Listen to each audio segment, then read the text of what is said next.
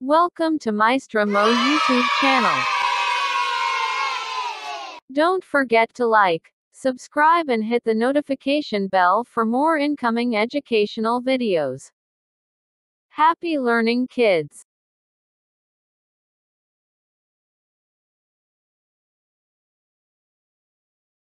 Ang asignatura natin ngayon ay MAPE para sa ikalawang baitang, Health.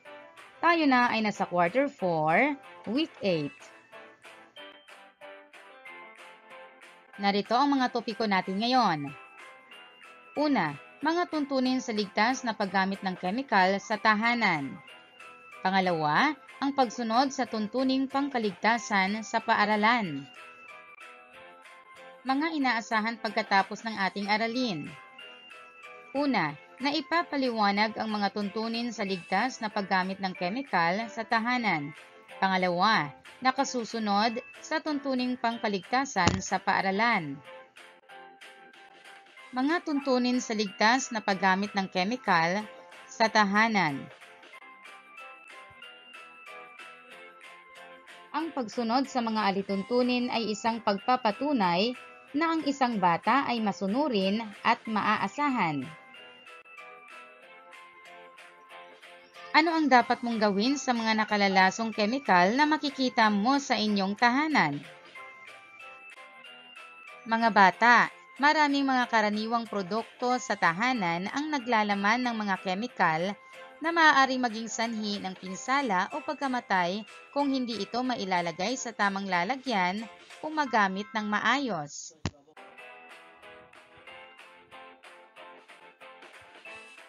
Ilan sa mga ito ay ang bleach, muriatic acid, gas, paint thinner at insecticide. Narito ang ilan sa mga tuntunin sa ligtas na paggamit ng kemikal sa tahanan. Una, basahin ang warning label bago gamitin ang produkto. Pangalawa, sundin ang instruction na nakalagay.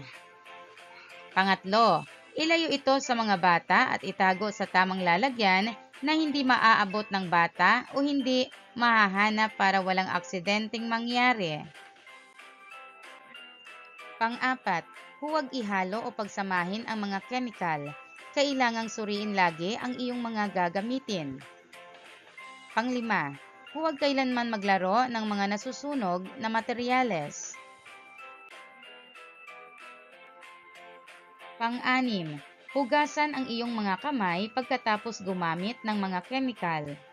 Pang-pito, kung ikaw ay hindi sinasadyang natapunan o ito ay nalunok mo, maaari itong humantong sa mga malubhang problema.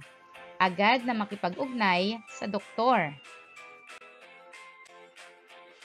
Pagsunod sa tuntuning pangkaligtasan sa paaralan. Narito ang iba't ibang babala na makikita natin sa paaralan. Nararapat na ito ay ating sundin upang maging ligtas sa anumang kapahamakan. Tingnan ang unang larawan. Ano ang ibig sabihin nito? Tama, ito ay nangangahulugang mag-ingat sa daraanan dahil ito ay madulas. Tingnan mo naman ang pangalawang larawan. Ano ang ipinapahiwatig nito? Tama ka ulit. Ito ay nangangahulugang dapat tayong dumaan sa tamang tawiran o gamitin ang pedestrian lane. Suriin ang larawan. Ito ay nagpapahiwatig na huwag hawakan ang mga panlinis na kemikal. Maaari kang malason. Ang sumunod na larawan naman ay babala na huwag pumunta sa lugar. Maaari kang mapahamak.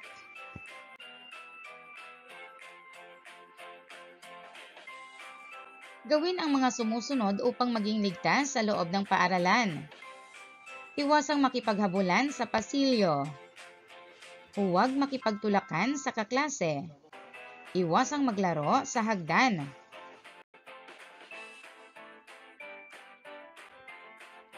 Sundin ang mga babala na makikita sa paaralan. Mag-ingat sa paglalakad. Huwag makipag-away sa kaklase. Ngayon ay sagutan mo ang mga gawain.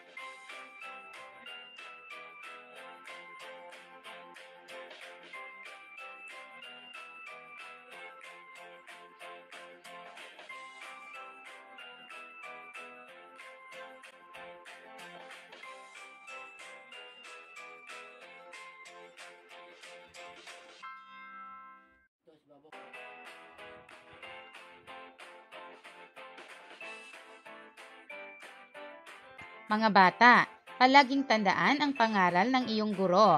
Ito ay iyong pakinggan at pahalagahan dahil ang mga ito ay para sa iyong kaligtasan at kabutihan. Maraming salamat sa iyong panonood at pakikinig. Huwag kalimutang ibahagi sa iba ang iyong mga natutuhan. Hanggang sa muli!